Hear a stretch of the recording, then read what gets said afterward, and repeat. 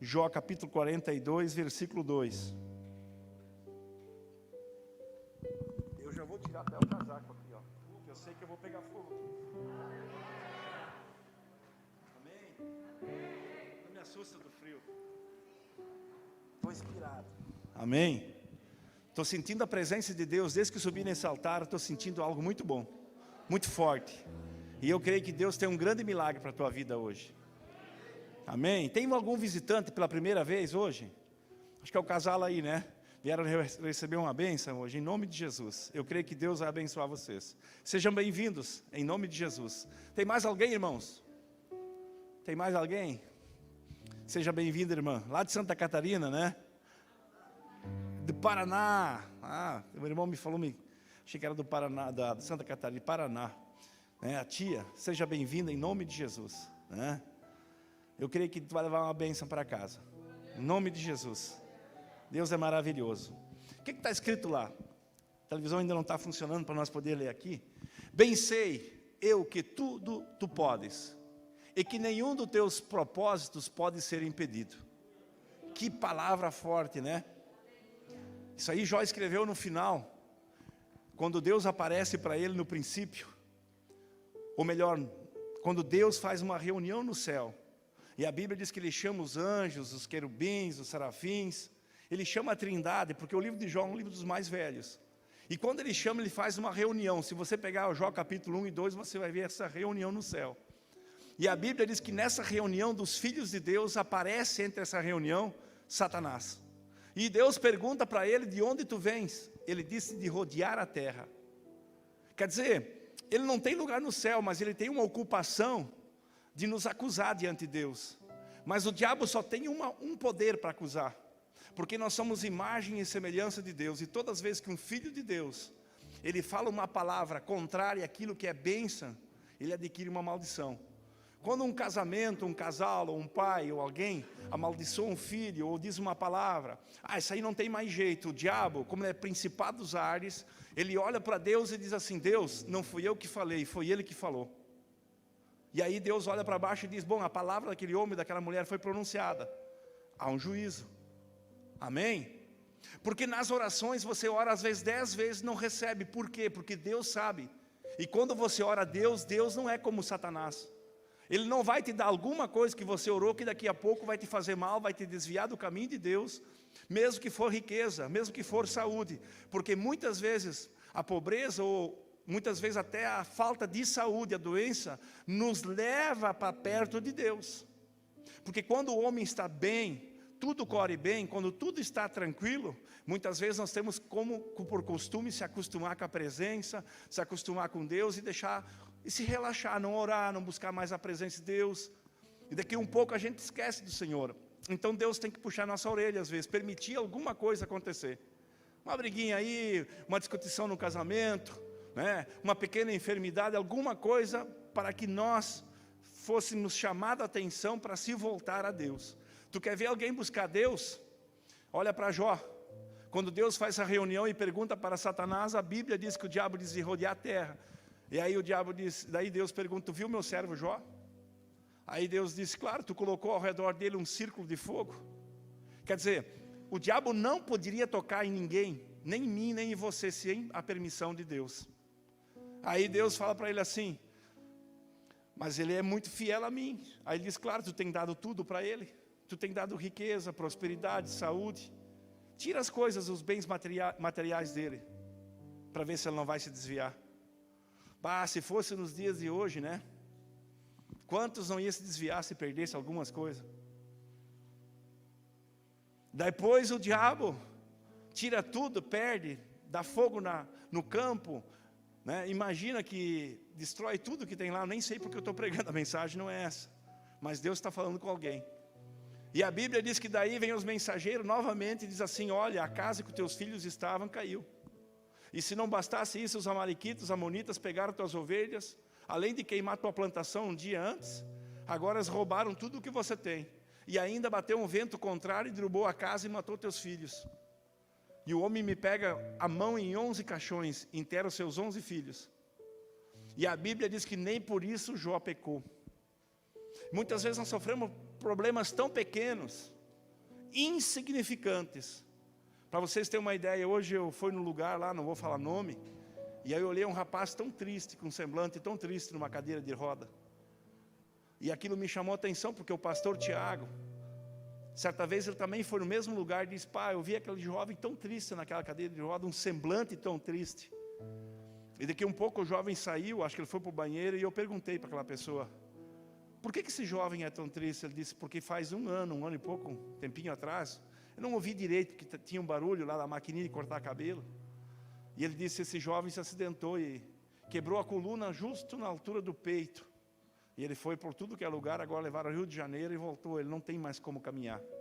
Ele ficou paraplégico. Aí eu disse para minha esposa: Deus me tocou, preciso fazer alguma coisa para aquele jovem.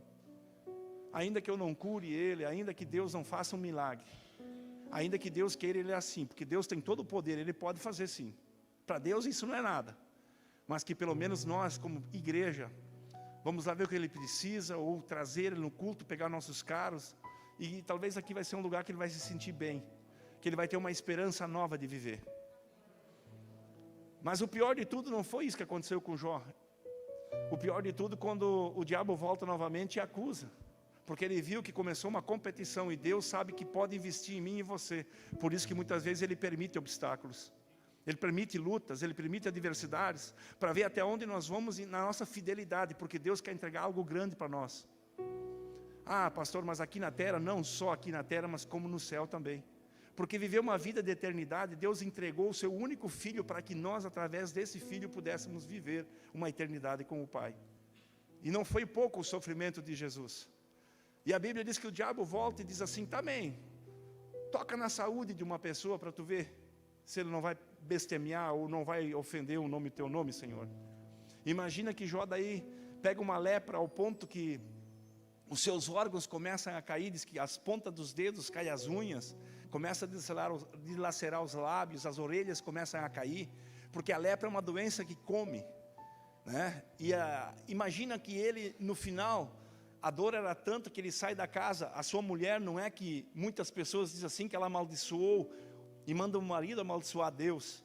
A mulher, vendo a vida que esse homem levava, o cheiro, porque ele diz assim: o meu hálito é tão forte que ninguém suporta. O cheiro que sai em mim, emana de mim, ninguém pode ficar por perto.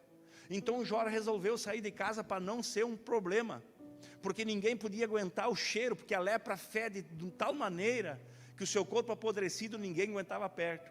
Então Jó se retira da casa, vai para o lado de fora, e era de costume ter um forno de pão, um forno que eles queimavam alguns alimentos, como batata, aipim, eles faziam muitas coisas no forno, assavam o cordeiro.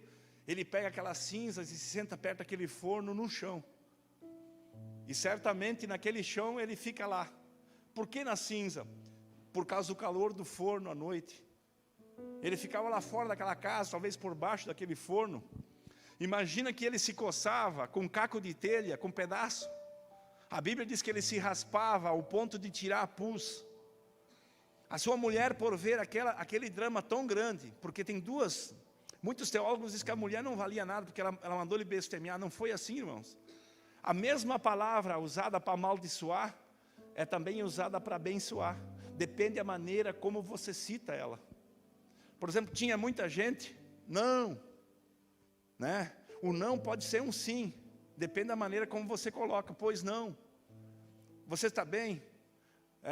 A Cris está na portaria, vamos dizer, deixa alguém entrar. Você quer entrar? Pois não, posso entrar. O não funciona como um sim. Ela pode dizer, pois sim, entra. Mas não ficaria melhor dizer, pois não? Então essa palavra hebraica me sumiu, mas como não, me sumiu na ideia agora, mas só para te dizer. Sabe o que a mulher de Jó falou? Ela falou assim, ó: amaldiçoa teu Deus e more. Mas na verdade ela quis dizer assim, ó, de uma outra forma: abençoa o teu Deus e more. A mesma palavra, abençoa ou amaldiçoa, é igual no hebraico, quase igual. Então alguns intérpretes judaicos dizem que ela disse assim: abençoa o teu Deus e more. É verdade. Eu não creio que aquela mulher mandou amaldiçoar, porque aquela mulher sofreu junto 11 mortes dos filhos. Ela sofreu a mesma dor que o marido sofreu. ela sofreu tudo que o marido passou. E mesmo que ela tivesse dito, amaldiçoa o teu Deus, ela disse isso porque ela viu o desespero do seu marido apodrecendo. E por amor que ela tinha a ele, ela viu o estado do seu marido e disse, é melhor ele morrer. Mas eu não creio que ela disse amaldiçoa, eu creio naquilo que o judaísmo diz, abençoa o teu Deus e pede para morrer. E ele se levanta, ele diz ainda que não havia mais quase esperança. Ele diz assim, não fala como uma louca mulher, eu sei que ainda existe esperança, que o meu Redentor vive. Que coisa maravilhosa isso.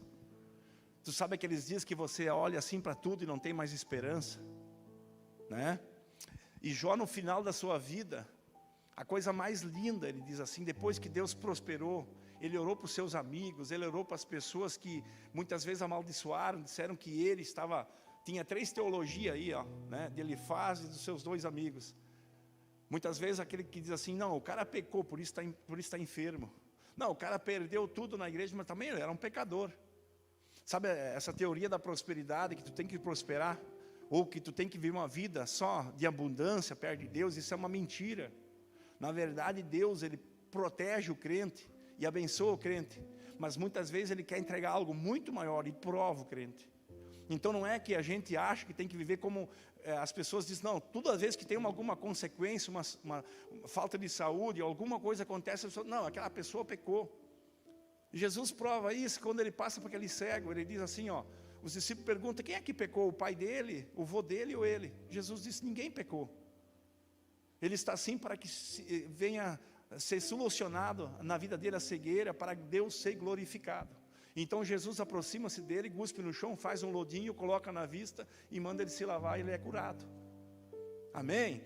O teu problema não é porque Deus permite por causa do teu pecado, aquilo que está acontecendo na tua vida. Não, Deus te trouxe aqui dessa forma, para te curar, para te abençoar, para dar algum recurso financeiro, alguma coisa que você precisa. Então Jó, no final da sua vida, eu já vou partir para a mensagem, ele diz um versículo, em 42, versículo 2, bem sei que tudo tu podes. Para Deus tudo é possível. Jó estava curado, ele diz, bem sei que tudo tu podes, né? E que para ti nada é impossível, e que nenhum dos teus propósitos pode ser impedido. Então quer dizer que os propósitos de Deus não podem ser impedidos na minha e na tua vida. E Deus tem um propósito para cada pessoa que entrou aqui nessa noite. E muitas vezes nós perdemos os propósitos de Deus, e os propósitos de Deus continuam. Então nós é que demoramos os propósitos de Deus para se cumprir, é que nós muitas vezes não entendemos os propósitos de Deus. Amém? Mas eu creio, em nome de Jesus, que nessa noite Deus vai falar com você. Coloca lá o livro de Ruth, capítulo 1, versículo 16. Aí nós vamos partir para a mensagem, em nome de Jesus. E disse, porém, Ruth, não me intentes para que eu te abandone, e deixe de seguir-te, porque onde queres que tu fores, irei eu. E onde queres que pousares, ali pousarei eu. O teu povo é o meu povo, o teu Deus é o meu Deus. Amém? Feche teus olhos. Pai, em nome de Jesus, nós lemos a Tua palavra e queremos pregar a Tua palavra. Que nessa noite, Pai, não seja só mais um culto, como tantos outros cultos que tivemos, mas que seja um culto diferente, de rendição, de amor, que não passe em branco esse culto, meu Pai, mas que esse culto seja um marco, um divisor de águas para muitas pessoas. Que o Espírito Santo tenha liberdade de curar, que o Espírito Santo tenha liberdade de fluir nos corações das pessoas e mostrar para elas o quanto Tu é poderoso. Eu li Jó capítulo 42, versículo 2, Pai, porque eu sei que tudo Tu podes, e eu sei que nenhum dos Teus propósitos pode ser impedidos. Eu sei que o Senhor é Deus no céu, é Deus na terra. Eu sei que o Senhor pode todas as coisas, e que os propósitos que o Senhor tem para esta igreja, para cada indivíduo, para cada pessoa, para cada visitante, Senhor, é um propósito que o Senhor tem além daquilo que o homem possa imaginar. Porque muitas vezes nossos caminhos são caminhos terrenos, são caminhos que a gente enxerga só a dimensão da terra, mas a Bíblia diz que os caminhos de Deus são muito mais altos, mais elevados, são muito mais grandes, e nós muitas vezes olhamos nossas dificuldades, nossos problemas terrenos, mas o Senhor está enxergando lá na frente, o Senhor está enxergando coisas grandes, o Senhor está enxergando no meio do caos, da dificuldade, das provações, o Senhor está enxergando caminhos grandes, caminhos que não são de mortes, e caminho de prosperidade. E nisso, nessa noite, meu Pai, eu te peço em nome de Jesus, que o Senhor venha mostrar os teus propósitos, para a honra e glória do teu nome, e você diz amém. Irmãos, quando nós lemos isso aqui, esse versículo 16 do capítulo 1, conta uma história muito linda, porque aqui Ruth é desafiada pela sua sogra, ela voltar para a casa dos seus pais, para voltar para os seus deuses, para voltar à sua nação. Imagina-se que, quando a Bíblia fala no capítulo 1, que Deus leva então esse povo, Israel, para habitar em várias cidades, e uma das cidades era Belém de Judá. Mas na época, pertinho de Belém tinha um pequeno povoado que se chamava Eufratas, Belém de Eufratas, de Judá. Judá porque a tribo de Judá possuiu aquela terra de herança, quando Josué fez a partilha da terra. E a Bíblia diz, naquela terra de Belém de Judá, habitava então Emileleque. Se eu não me engano é Emimeleque, deixa eu ver aqui só para não errar. Elimeleque. Habitava Elimeleque com a sua esposa, Noemi. A Bíblia diz que ele tinha 2 filhos, moço. A idade não fala aqui, mas eu creio entre os 15 a 20 anos. E o seu nome de seus filhos era Malão e Eliquion.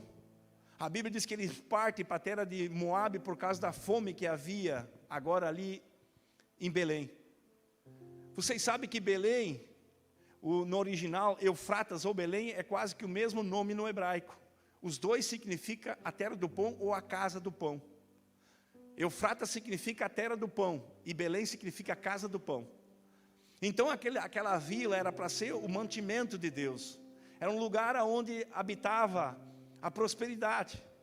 Mas a Bíblia também fala que Ruth foi escrevida por Samuel. Uns dizem que não, mas eu creio, porque quando você lê o último capítulo de Ruth, capítulo 4, você vai ver que lá ele conta a história do filho Obed que nasce e gera Jessé, e de Jessé vem a geração de Davi. Então, segundo os judeus, quem escreveu o livro de Ruth foi Samuel, porque aconteceu no período dos juízes. E por que foi Samuel? Porque Samuel também ungiu os 2 reis, ele ungiu a Saul e ungiu a Davi. Só que ele ungiu a Davi, mas nunca viu Davi subir ao trono, porque ele falece antes, esse grande profeta Samuel. Então Samuel, no período de juízes, eu creio que no intermédio entre 1 Samuel e no fim de juízes, onde o juiz governava a terra, então aconteceu essa história de Ruth. E essa história conta então que essa família Elimeleque, ele pega Noemi e os seus 2 filhos, Malão e Quion, e vai agora para a terra de Moabe. Por quê? Porque havia uma fome muito grande agora naquela terra. Havia muita escassez.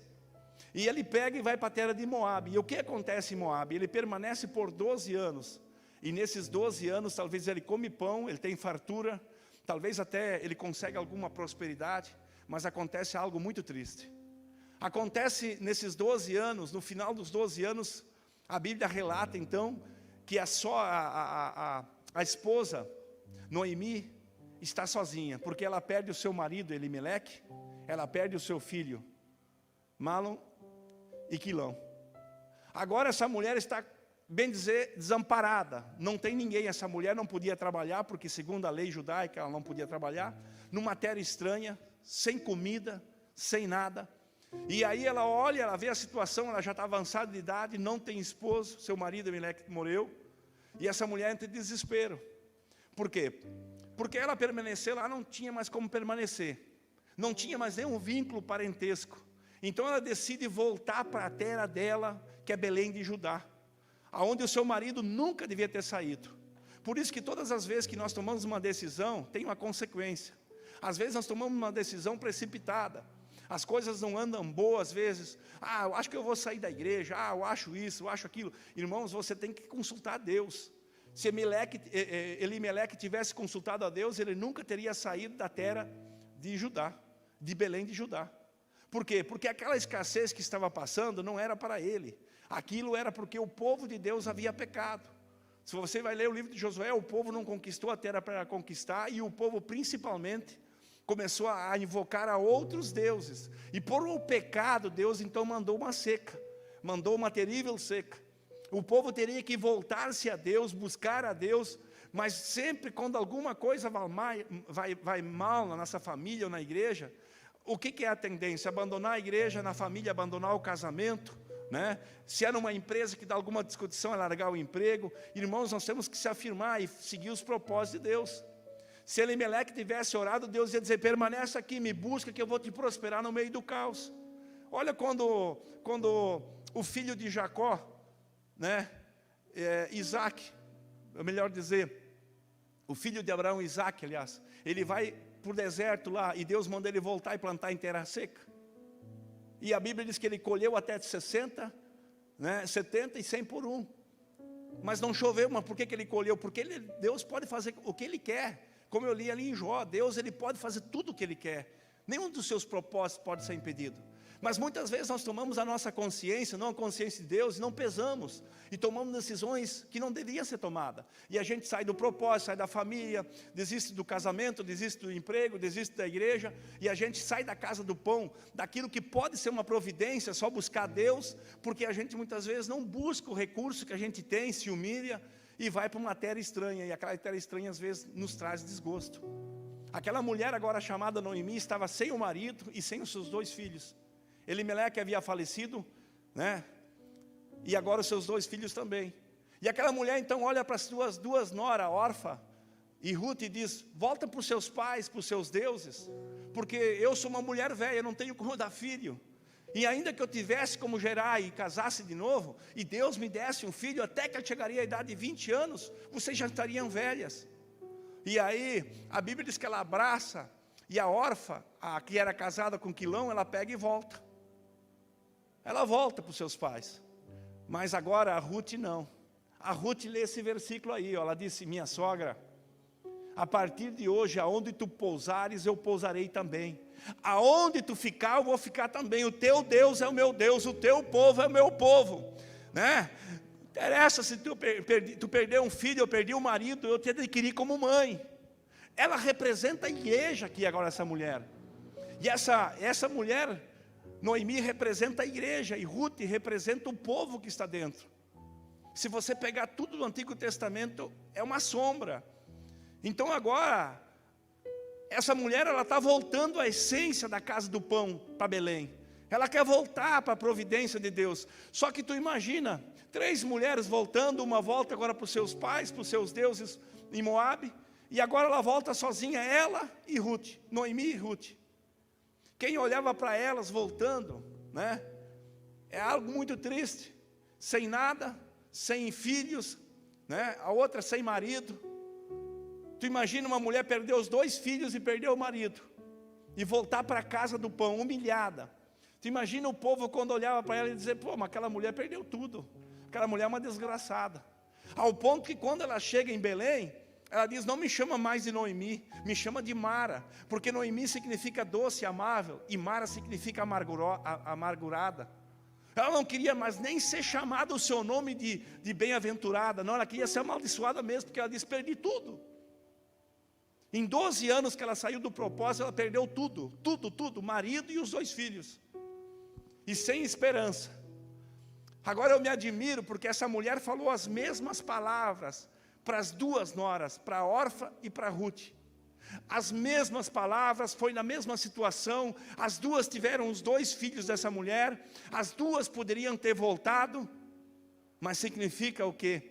Que sempre dentro da igreja, as mesmas pessoas ouvem a mesma pregação, dentro da igreja existem os mesmos propósitos, e tudo num culto se resume às mesmas coisas.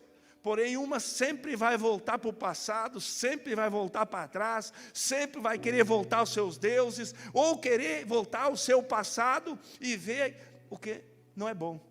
Mas uma sempre vai olhar, não interessa o que eu perdi, não interessa eu adquirir uma mulher nova, quer dizer, uma sogra, que significa a igreja. Eu cheguei num propósito, eu vou seguir ela, porque o teu Deus é o meu Deus, o teu povo é o meu povo, e aonde tu vai eu vou ir.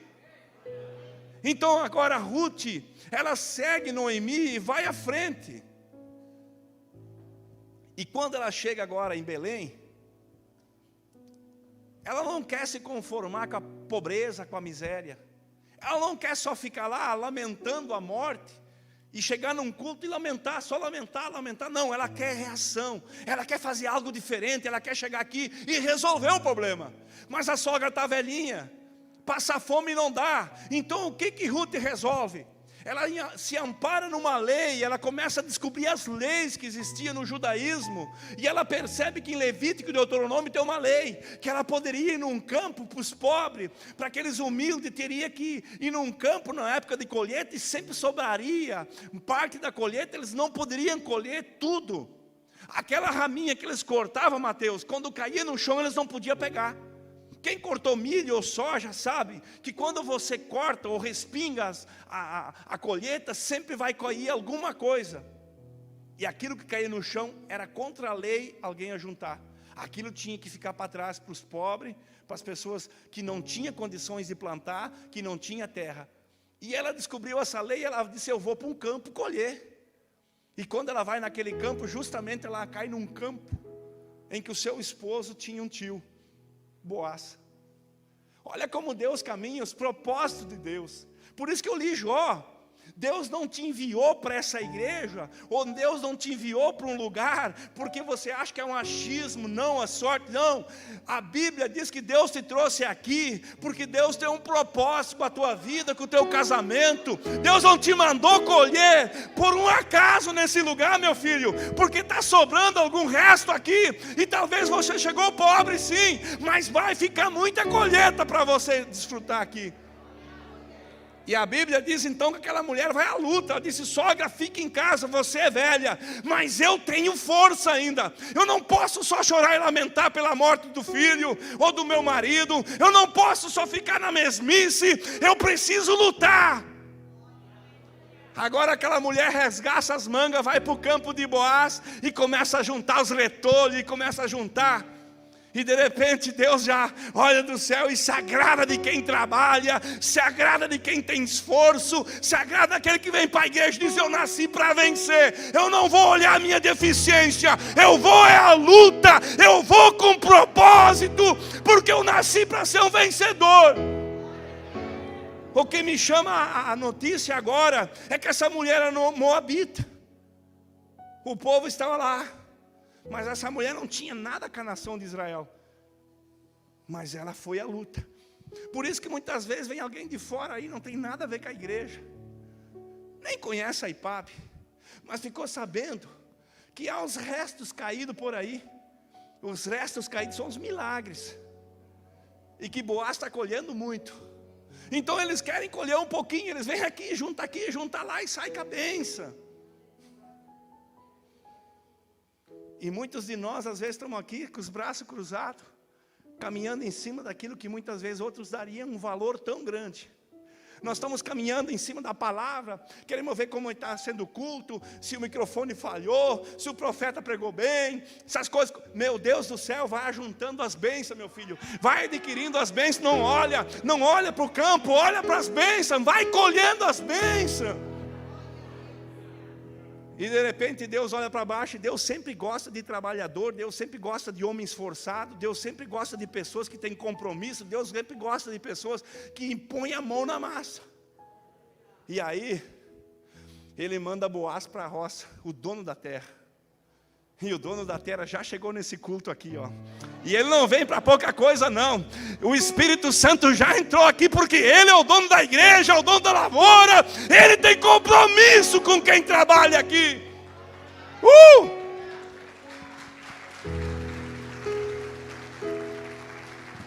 O dono da lavoura já chegou. Ele vem olhar o que se passa. Ele vem olhar quando o pano é passado no chão. Ele vem olhar quando as coisas acontecem, a oferta que é dada. Ele vem olhar o compromisso da igreja. Ele vem olhar o que está se passando. E ele pergunta assim de canto: ô Espírito Santo, tu que vigia todo o tempo, me diz uma coisa, quem é aquela moça lá? Quem é aquela menina que está colhendo sem parar? que os outros pararam para comer, mas ela não parou. Ela só descansou um pouquinho, tomou um pouco de água, voltou para o serviço, porque não tinha nem comida. Aí os trabalhadores disseram assim: é Ruth, a moabita. Ela é amaldiçoada. Seu sogro morreu, a sua sogra está velha, seu marido morreu. E como ela não tinha onde é que ir, ela seguiu a sogra até aqui. Está trabalhando sem parar, só tomou um pouco de água. E Boaz olha para ela, né? E Deus já tinha se apaixonado para Moabita. Porque Deus se apaixona para aquelas pessoas que têm força de vontade, que não são conformadas. Cara, eu sou um homem inconformado, eu estou coçando para abrir igreja, eu estou coçando para explodir com a pandemia, eu estou coçando, eu quero ver a alma salva, eu quero ver esse homem tocar teclado nas nações, eu não suporto ficar só colhendo o restolho, não, eu quero ser o dono do campo. Mas como assim? Chama a atenção do dono, faça alguma coisa. E a Bíblia diz então que o dono se aproxima e diz: Noemi, eu sei o que tu tem feito para tua sogra. Tu vem aqui a juntar os pedaços, os restolhos do que cai aqui da cevada para moer, para levar para tua sogra ter comida. Tu é trabalhadora. Tem uma coisa, sou parente do teu marido, tu não vai colher em outro campo. Tu só vai colher nesse campo, fidelidade. Pastor, hoje eu vou para aquela igreja, eu vou para lá, vou para cá, vou buscar bênção aqui, vou buscar bênção lá. Pode buscar onde é que tu quiser. Fica fiel, meu filho. Continua no mesmo campo, porque o dono do campo é dono de tudo. Ele manda aqui, manda lá, manda aqui. Não existe melhor nem pior, não existe igreja ruim, não existe igreja melhor. Existe um que manda no campo e ele tem todo domínio e poder. Ah, pastor, mas tem pouca coisa caída no chão aqui, ó. Calma, se você for trabalhador e for como Ruth, a coisa vai melhorar. A Bíblia diz assim: Boaz se afasta de Ruth e chega perto dos trabalhadores e diz assim para os segadores: a partir de hoje, essa mulher vai colher aqui. Só que tem uma: vocês deixam cair muito mais do que deve. Porque quando vocês ceifam a cevada, vocês cuidam para não perder nada. Agora vocês vão deixar de propósito, para que os montes caiam e essa mulher saia com fartura daqui. Meu Deus do céu. Eu tenho uma palavra para você. Tem algo acontecendo na vida tua, filho. Te lembra a profecia que eu te entreguei para tua esposa aqui? Está começando a acontecer recursos. A cevada vai vir. Por enquanto é só migalha, Mas o dono do campo, ele manda no campo. Ele diz: tem coisa grande acontecendo. Daqui um pouco ele diz para o Espírito Santo assim: Espírito Santo, deixa cair um milagre aqui, deixa cair mais um milagre ali, deixa cair ali. Oh, a Noemi vinha atrás e disse: meu Deus do céu, eu vou começar a juntar. E vinha juntando ao ponto que outro dia ela chega em casa com o saco cheio de cevada. E a sogra diz: onde é que tu colheu? Boaz está sendo bom comigo. Ele diz para não colher em outra igreja, em outro campo, em outro lugar. Mas eu estou colhendo tanto, eu não sei porquê, minha sogra, mas estou sendo abençoada. A sogra diz assim: Ruth, tem uma coisa. Eu perdi meu marido, tu perdeu teu marido, e eu perdi meu filho, né, os 2 filhos, e tu me seguiu. E esse homem que tu está colhendo se chama Boaz. Ele é tio, ele é um parente do meu marido e do teu marido. Esse homem, ele é um parente achegado. O Espírito Santo é um parente achegado. Tem gente que não sabe que Deus é pai. E se Deus é pai, você é filho, você tem direito. Aí ele diz assim: sabe de uma coisa? Como você viu a lei de colher e de cegar nos campos, e tu justamente foi cegar num campo de Boaz, que é um parente, existe outra lei. E uma lei que você pode ser resgatada. E como você perdeu o marido, alguém mais velho que é da família, que era irmão do teu marido, mas como que não tem, então um tio ou um parente achegado pode casar contigo, é o teu remidor. É minha sogra. E o que eu faço? Olha, amanhã é o dia da colheita, de moer toda a cevada. Amanhã ela vai para a trilhadeira lá, para o Manguá. E quando vai para o mangual, eles não deixam o campo desocupado. Por quê? Porque pode vir ladrão de noite e roubar a tua bênção. E ele então dorme no campo com os seus criados, porque para dormindo lá ele vai guarnecer aquilo que está sendo colhido. E tu faz uma coisa, minha filha, quando chega meia-noite eles comem, bebem, daí eles vão dormir. E dormem. Tu te unge bem, te perfuma bem e vai para o campo. Mas não vai dessa vez para colher. Não vai para a igreja só para pedir milagre, não vai para a igreja só para pedir bênção, não vai para a igreja dizer eu quero, eu preciso. Não, te perfuma bem, te apronta bem, toma aquele banhinho e diz assim, eu vou lá para glorificar o Senhor, eu vou lá para dizer que Ele é santo, que Ele é Deus, que Ele é remidor, eu vou lá para me prostrar diante desse Deus. É minha sogra, tu vai lá e te perfuma toda. E quando ele está dormindo na madrugada, tu te deita só nos pés dele. Mas minha sogra, sim, tu te deita nos pés, puxa a coberta. E quando ele se acordar de manhã, ele vai ver que tem uma mulher nos pés dele. E ele vai perguntar, e aí minha serva, o que está fazendo aí? E aí tu vai dizer, a tua serva quer um remidor. Quer alguém que casa com ela, quer alguém que venha morar com ela. A tua serva precisa. Olha que nós somos casados com Cristo. E aquela mulher se perfumou. Ela se ungiu. Eu queria estar naquele lugar só como um espectador. Todo mundo bebendo, tomando vinho. De repente cai a madrugada. O homem vai dormir. E ronca. E aquela mulher perfumada, ungida, lavadinha, bem cheirosa, vai lá. E se deita aos pés daquele homem. Tu imagina? E ele dorme. E ele nunca tinha os pés tão quentes, garanto. E de manhã cedo ele espicha a perna e não consegue espichar, né? Ele dá outra. E de repente ele vê uma mulher se mexendo, ele passa a mão. O que tu está fazendo aí, minha filha? Tem pessoas que esses tempinhos o cara me diz assim, mas os caras são loucos naquela igreja. Termina o culto, tem um monte de gente prostrado no altar. Prostrado para o pastor. Prostrado para o pastor, eu falei. Você não observa nos vídeos que o pastor desce do púlpito e muitas vezes se prostra também? Ou está lá abençoando, porque debaixo da mão do pastor tem a mão de Deus? Não estão se prostrando para o pastor, estão aos pés de Boaz, aos pés de Jesus, estão aos pés para firmar um casamento de prosperidade, buscar bênção aos pés do Senhor. E ele se acorda, ela diz, o que tu está fazendo aí, minha filha? A tua filha precisa de um remidor. A tua filha precisa de alguém que casa com ela. Aí ele diz assim, tudo bem, eu vou casar contigo, mas tem um detalhe. Eu não sou o parente mais chegado, tem alguém mais velho que eu, que também é tio e ele tem o direito na minha frente. Só que tem um detalhe. Eu vou falar para ele te redimir. E se ele não redimir, eu vou colocar os obstáculos, eu vou te redimir. E aí ele vai para a cidade, pega 12 testemunhas, chama na praça e diz, olha, Noemi chegou com Ruth, a Moabita. E a Moabita tem que ser redimida, porque a terra do seu marido, Abimeleque, está ali à disposição e tem que ser plantada. Só que precisa que alguém redime aquela mulher.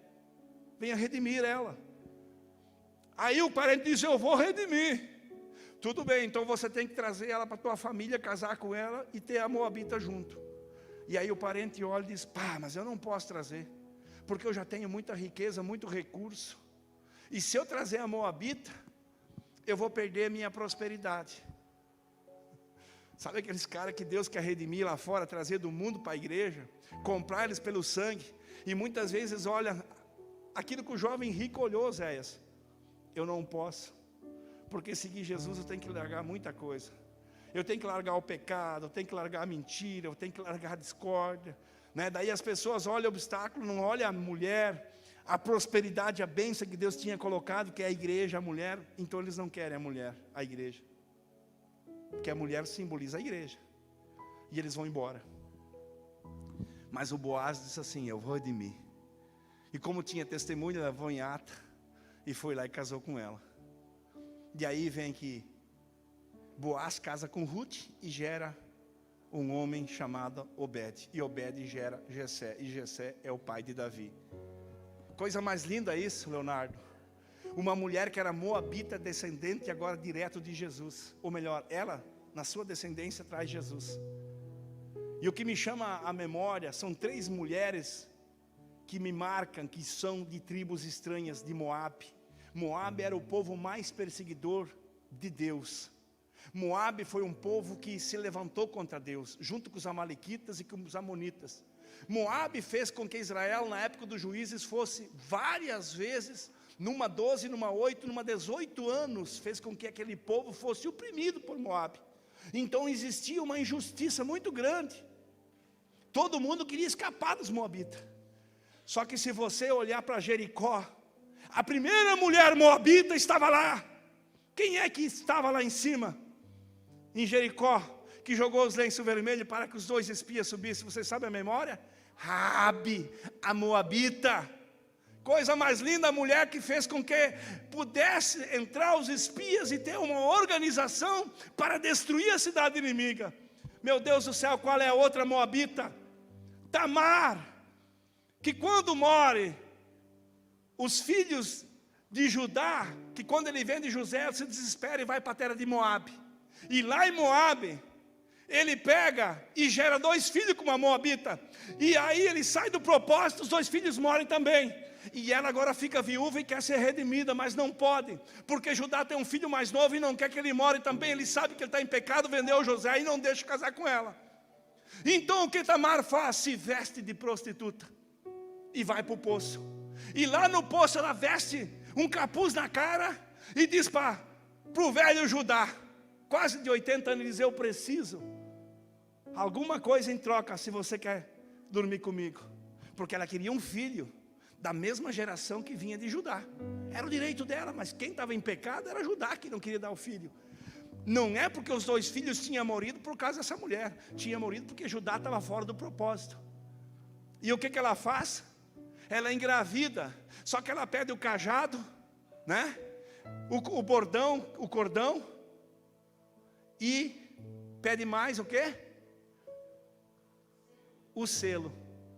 O bordão e o selo é que antigamente todo homem que tinha propriedade, ele tinha no pescoço um bordão, que ele amarrava e engatava aqui um selo.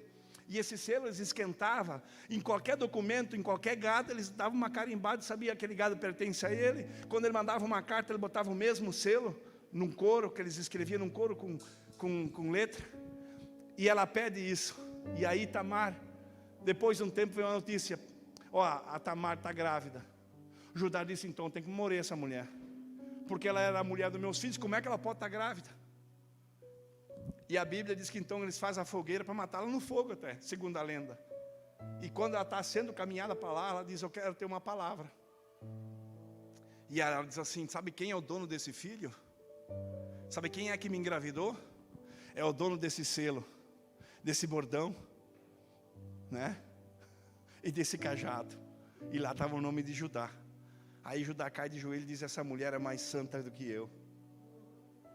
E a terceira moabita é Ruth, a mulher que seguiu a sogra, a mulher que não desamparou, uma mulher trabalhadora, uma mulher que mesmo perdendo o marido, e a sua sogra perdendo o esposo, ela disse: não vou recuar, eu vou até o fim, eu vou seguir em frente. E essa mulher gerou a geração direta de Jesus. As 3 mulheres geraram a geração direta de Jesus. Mas tem um segredo: a humilhação de Ruth fez com que ela fosse exaltada. Ela chegou nos campos para trabalhar. Ela viu a necessidade da sogra ou da igreja, que representa a igreja. Agora essa mulher está lá aos pés de Boaz. E aos pés de Boaz ela buscou a bênção para a sua família. Muitas vezes temos que ter atitudes diferentes, irmãos. Muitas vezes, se ela tivesse ficado em casa, não tido partido para a colheita, para o trabalho. Essa semana eu falava com uma pessoa: levanta de manhã e vai para o centro 3 vezes. Ou vai uma vez e volta. Todo dia, durante 30 dias. Um dia você olha só as empresas de calçado, só onde é que vende calçado. Outro dia você olha só roupa. Outro dia você olha e vai olhando durante 30 dias e jejuando. Todo dia faça um jejum. E ore todo dia 1 hora por Deus. Mas ore, busca Deus. E em 30 dias Deus vai te dar uma expectativa de uma empresa. Agora fique em casa de braço cruzado. E só ora e busca Deus daquela maneira, porque quem está em casa não faz nada, provavelmente não vai buscar Deus. Que eu vou te dizer, quando eu não tenho nada que fazer, é difícil eu buscar Deus. Agora, quando eu estou trabalhando, quando eu estou fazendo alguma coisa, quando eu estou me movimentando, quando eu estou fazendo visita, quando eu estou trabalhando, é aí que eu estou orando. Quando eu viajava com caminhão, eu viajava 4 ou 5 horas, eu chegava a falar em língua 5 horas, fio. Porque quando a pessoa está no exercício, eu creio que Ruth estava no campo cortando lá as espigas, ou juntando as espigas, e estava em oração. Senhor, me abençoa, Senhor, faz com que caia mais uma, Senhor, a minha sogra. E Deus estava olhando assim, ó, deixa cair, deixa cair. Aquela mulher começou a colher onde é que não tinha. Então, vencendo entre os obstáculos. Tem pessoas que às vezes vai ficar em casa e dizer, não, meu marido morreu. Olha aquela mulher na situação que ela estava, tia. A situação que aquela mulher estava. Tinha tudo para desistir. Tinha tudo para voltar como órfã, a sua concunhada para casa. E dizer, não, meu marido morreu, o que eu quero com essa mulher velha? Mas ela tinha um compromisso, ela disse, não, eu casei com o filho dela, morreu o marido, morreu o meu filho, mas eu vou continuar. Não interessa a circunstância, meu Deus. Sabe que Deus nos chama para um propósito. Pode vir chuva, pode vir sol, pode vir o que for. Quando nós demos o nosso nome para ser batizado, para nós ser crente, para nós ser filhos de Deus, nós temos que ir até o fim. Não podemos desistir da nossa bênção, a nossa bênção está lá na frente. Nunca mais se ouviu falar de órfã. Ela voltou para sua família, para os seus deuses. Agora essa Ruth, ela conta uma história, e dentro da história, por que a Bíblia destaca o livro de Ruth? Porque Deus foi com o profeta Samuel e disse, escreve um livro. Mas por que escrever um livro de Ruth? Porque um dia esta mulher vai gerar o Messias, que tu não entende hoje, Samuel, que vai vir. Que coisa mais linda, irmãos. Porque muitas vezes você pergunta, por que tem um livro de Ruth na Bíblia? O que eu tenho que ver com essa história? Deus, na sua onisciência, onipresença, onipotência, diz, escreve esse livro. E você sabia que eu não sei como você chegou aqui, talvez numa crise, desamparado, seja financeira, familiar, seja de onde for, talvez está como aquela Ruth, numa situação contrária, tudo para dar errado. Mas a tua persistência em não desistir e vir até aqui e dizer, eu sei que Deus é comigo, eu vou continuar. A sogra significa a igreja, eu vou permanecer com a minha sogra, eu vou permanecer na igreja, eu vou permanecer, porque Deus me chamou, eu não vou desistir. Então você vai colher coisas grandes, porque quem desiste, a história é apagada, quem desiste está morto, quem desiste não tem mais futuro. Mas aquele que continua, Deus está escrevendo uma história, porque a Bíblia diz que o dia que Deus puxar o livro da vida, Luiz, Ele vai ter o livro da vida, e cada nome de pessoas da terra vai estar dentro do livro da vida. E lá, como é a eternidade, Deus não vai se importar se Ele vai ler, porque é a eternidade, não vai contar os anos. Se a pessoa morrer, como nem meu pai está com 97 anos, ele não vai se importar de ler 90 anos, porque é eternidade. Tu imagina Deus puxar o livro da vida e começar, como é que é o nome?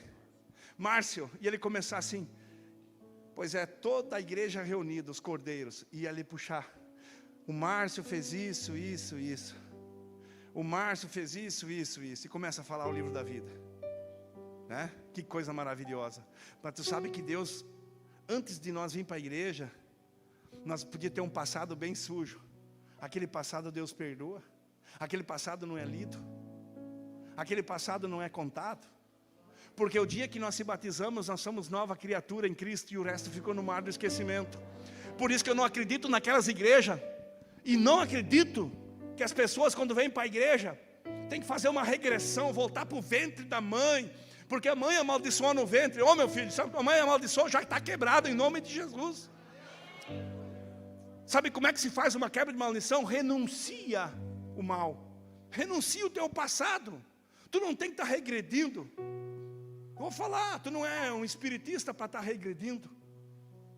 Não, crente não tem regressão, crente só tem prosperidade indo para frente, crente só tem progresso, não regressão. Regressão é coisa para trás, progresso é coisa para frente. E Deus começa a ler a nossa história, como lê a história de Ruth, e começa a dizer assim, ó, tem um futuro aqui, tem algo acontecendo aí. Viu, Nilva, não desiste. Sabe que quando aperta o laço, a coisa fica difícil.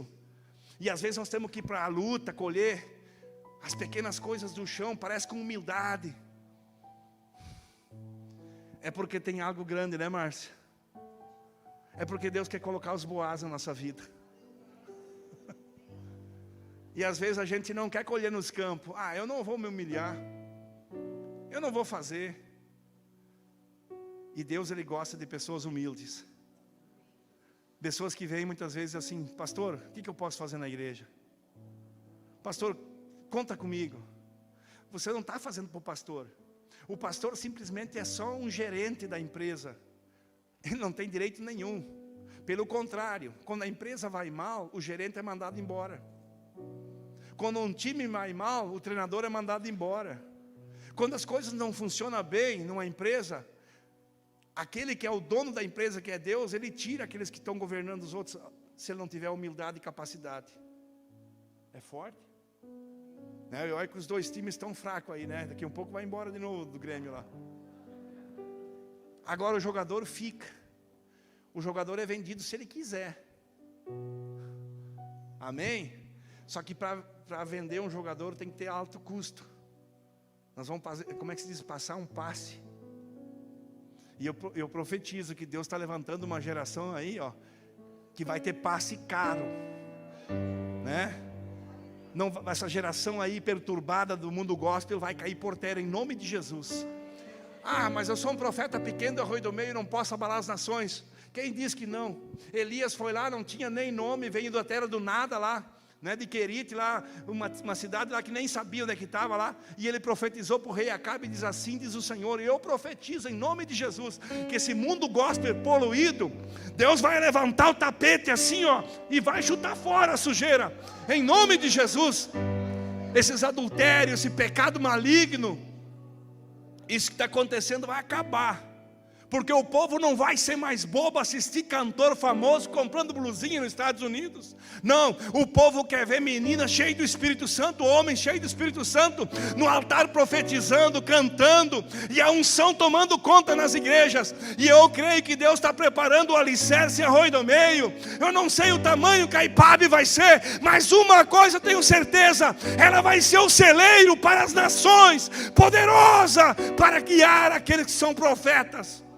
Eu creio que Deus está levantando uma nação de Tamar, de Ruth, de Agar. Eu creio que Deus está levantando uma nação poderosa, de homens e mulheres de Deus, que vão para os campos de Boaz, buscar por direito segundo a lei. Eu creio que Deus está levantando uma geração forte, uma geração que não se importa com orgulho, uma geração que luta, uma geração que trabalha, uma geração de fogo. Eu creio que Deus está levantando uma geração diferente. Eu creio que a prosperidade vai chegar. Se eu sou profeta de Deus, antes que termine 2021, essa igreja vai ter que ter 3, 4 cultos. As pessoas vão fazer fila para poder entrar. Eu creio numa geração poderosa, uma geração que não se importa, nem que tem que jejuar de meio-dia, mas vai buscar o que é por direito dela. Eu creio numa geração ainda que se prostra aos pés de Jesus, como Raabe se prostrou aos pés dos profetas lá em Jericó. Eu creio que as pessoas vão disfarçadas aos poços como Tamar, nem que tem que enganar essa sociedade para provar a verdade, que tem direito a uma geração de Deus. Eu creio numa geração de Ruth, que vai buscar aquilo que é por direito e se ajoelhar aos pés de Boaz para buscar a sua prosperidade. Eu creio. Tem algo grande acontecendo. Não é para a morte. Deus está colocando as pedras no altar. Deus está colocando as pedras no altar. Não pode haver fogo. Os profetas não podem chamar fogo enquanto as pedras não estiverem colocadas. Mas Deus está alinhando as pedras na IPAB.